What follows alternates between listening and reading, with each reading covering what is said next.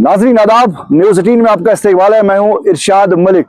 खिते पीर पंचाल के लोगों के लिए खुशखबरी है। फरवरी में पहली बार मुगल रोड को ट्रैफिक की आवाजाही के लिए खोल दिया गया है, क्योंकि खिते पीर पंचाल के लोगों की एक बहुत बड़ी समस्या थी। चूंकि ये लोग अगर इनको शोपियान या श्रीनगर आना था तो उनको वह जम्मू जाना पड़ता था, तो काफी किराया ज्यादा लगती थी, वक्त ज्यादा लगता था। लेकिन अब जो है अल्टरनेटिव रोड है, नेशनल कौमी शहरा के बाद अगर कोई मुतबादिल रोड है देश को दूसरे अन्य रियासतों से जोड़ने वाला, वो है मुगल रोड। अब मुगल रोड पर ट्रैफिक कल से रवा दवा होगा। तो ऐसे में हमारे साथ बात करने के लिए सोशल एक्टिविस्ट मिठा गुत्तू साहब, इनसे जानेंगे। सर, आपका इस्तेमाल करते हैं, क्योंकि मुगल रोड को इस मौसम में खोला है, क्योंकि अब की बार बहुत ज्यादा बर्फबारी भी हुई और उसके बाद जो है मौसम खुशगवार हुआ। तो अब यहाँ के एडमिनिस्ट्रेशन ने जो फैसला लिया है, बड़े कम मुद्दत में बीआरओ की तरफ से, एडमिनिस्ट्रेशन की तरफ से, उनकी तालमेल के बीच में जो है इस रोड को फरवरी में खोला गया। तो कितना अच्छा कदम है ये।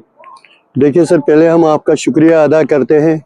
दूसरी बात यह है कि आपने देखा है जब से ये मुगल रोड बना है तब से आज ये इतिहास में पहली बार हुआ है कि फरवरी में इस रोड को खोला गया। वो इसलिए कि जब से ये बीआरओ ने अपने हाथों में इसको ले लिया, इसकी देखरेख अपने हाथों में ले ली, तो बीआरओ ने बहुत ही अच्छा काम किया है। मगर उसके साथ साथ हम डीसी शोपियान का शुक्रिया अदा करते हैं, क्योंकि इसमें उसने ज़ाती दिलचस्पी दिखा के इस रोड को खोलने में बहुत कोशिश की है।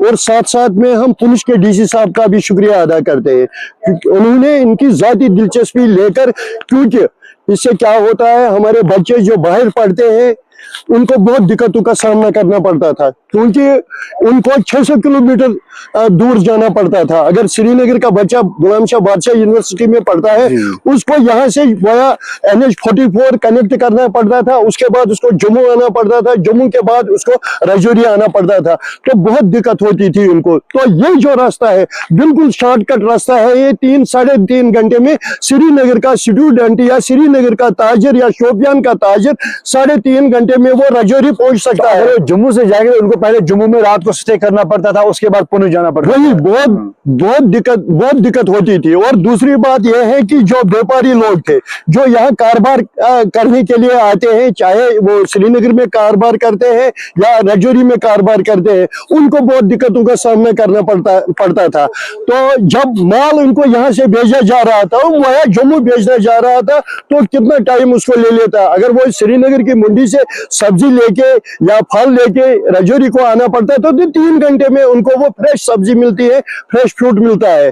तो ये हमारे लिए खुश आइंदा कदम है। हम तमाम बीआरओ के लोगों का शुक्रिया अदा करते हैं, और डिस्ट्रिक्ट एडमिनिस्ट्रेशन शोपियान और डिस्ट्रिक्ट एडमिनिस्ट्रेशन पुलिस का शुक्रिया अदा करते हैं। और तीसरी बात यह है कि ज्यादातर जो बीमार लोग आते हैं, राजौरी पुलिस से जो लोग आते हैं, उनको एम्स में जाना पड़ता था। तो आप देख लीजिए कि एक बीमार की हालत कैसी होती है कि जब वो बीमार होता है, मगर यहाँ से वो 3-4 घंटे में वो श्रीनगर एम्स तक पहुंच जाता है। तो उससे क्या, उसके जो बीमार है उसकी जिंदगी भी बच जाती है। तो ये एक खुशाइंदा कदम है। और चौथी बात यह है कि हमारा जो मुगल रोड है, आप देख लीजिए कि यहाँ की खूबसूरती जो है कि अगर सारे दुनिया आप घूमोगे ऐसी खूबसूरती नहीं मिलेगी। तो हम यही चाहते हैं कि टूरिस्ट यहाँ आए। ये देखिए कि हमारे बच्चे जो इस वक्त यहाँ आ रहे हैं, उन्होंने यही कल जब ये डिस्ट्रिक्ट एडमिनिस्ट्रेशन शोपियान की तरफ से एक ऑर्डर जारी हुआ, तो ये हमारे बच्चे जो है ये भी अभी घूमने जा रहे हैं, राजौरी की तरफ जा रहे हैं। तो हम दिल से शुक्रिया अदा करते हैं। अच्छी बात है, रोड को आवाजाही के लिए खोल दिया गया है। लेकिन एक सवाल या निशान जरूर यहाँ पे बनता है, क्योंकि हमने कई बार मीडिया के जरिए हम लोग अरबाब इक्तिदार तक ये बात पहुंचाई है। अगर हम ये जो आखिरी गांव है हिरपोरा, उसके बाद कहीं आपको कहीं दुकान नजर नहीं आ रही, क्योंकि जंगलाती एरिया है, वहां पे परमिशन नहीं है। लेकिन कहीं ना कहीं इस तरह के स्टॉल होने चाहिए, ताकि कहीं पे टायर पंचर होता है या कनेक्टिविटी नहीं है, फिर पीर गली की उस साइड में जाएगी तो चंडीगढ़ तक काफी मुश्किलात पेश आ रहे हैं कनेक्टिविटी की वजह से, या दूसरे कुछ। अगर हम यहाँ की क्रिटिकल हॉस्पिटल जो यहाँ पे बनने जा रहा है, वो भी एक अच्छा इकदाम है।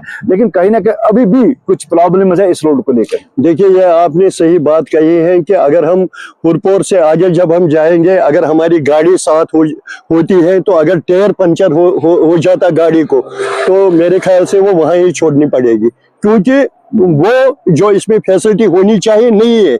अगर कोई जो बच्चे आते हैं या बच्चे हमारे आते हैं, किसी भी जगह वॉशरूम नहीं है। ओके तो अगर कोई रास्ते में बीमार हो जाएगा तो किसी भी जगह मेडिकल फैसिलिटी नहीं है। तो हम आपके माध्यम से ही पहले हम, अब जब ये बीआरओ के हाथों में है तो उनको ये सोचना चाहिए और डिस्ट्रिक्ट एडमिनिस्ट्रेशन को भी सोचना चाहिए। और तीसरी बात यह है कि मरकजी सरकार ने इसका NH 701 का दर्जा भी दिया है। तो जो हमारे बेरोजगार नौजवान हैं, एक तो वो भी आबाद हो जाएंगे अगर इनको ये मतलब दवाई की दुकानें वहां पे हो जाएंगी, टायर पंचर की दुकानें वहां पे हो जाएगी, वहां पे वॉशरूम लग जाते थे, वहां पे स्टॉल्स लग जाते थे, तो हमारा कारोबार भी उससे बच जाता और दूसरे जो इस रास्ते पे सफर कर रहे हैं उनको कोई दिक्कतों का सामना नहीं करना पड़ता। तो हम आपके माध्यम से ही LG मनोज सिन्हा से गुजारिश करना चाहते हैं, हम अपने CM साहब से यही गुजारिश करना चाहते हैं कि इस रोड की तरफ तवज्जो दी जानी चाहिए ताकि इस रोड में जो सफर करते हैं उनको कोई मुश्किलातों का सामना नहीं करना पड़ता। बहुत बहुत शुक्रिया। कुछ अहम चीजों का इन्होंने जिक्र कर लिया है कि चूंकि मेडिकल फैसिलिटी होनी चाहिए इस रोड पे,